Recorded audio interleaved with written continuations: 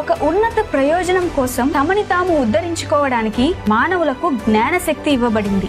ఒకవేళ మనుషులు తమ బుద్ధిని జంతువులు కూడా చేసే తినడం, నిద్రపోవడం, సంభోగం మరియు రక్షించుకోవడం వంటి కార్యాలకి, విలాసాల కోసం ఉపయోగిస్తే అది మానవ శరీరాన్ని దుర్వినియోగం చేసినట్లే. ఉదాహరణకి ఒకరు తినడమే ప్రధాన లక్ష్యంగా పెట్టుకున్నారు అనుకో, వారికి ఒక పంది శరీరం సరిగ్గా సరిపోతుంది. ఆ ప్రకారంగా వచ్చే జన్మలో వాళ్ళకి పంది శరీరం ఇవ్వబడుతుంది. ఒకవేళ నిద్రపోవడమే జీవిత లక్ష్యంగా పెట్టుకుంటే భగవంతుడు వాళ్ళకి ఒక ఎలుగుబంటి శరీరం కరెక్ట్ అని తర్వాతి జన్మలో ఆ శరీరాన్నే ఇస్తాడు. కాబట్టి మానవ శరీరం అనేది ఒక రేర్ అవకాశం. దీనిని నువ్వు నీ లక్ష్యం చేరుకోవడానికి సద్వినియోగం చేసుకోకపోతే నువ్వు చాలా నష్టపోతావు.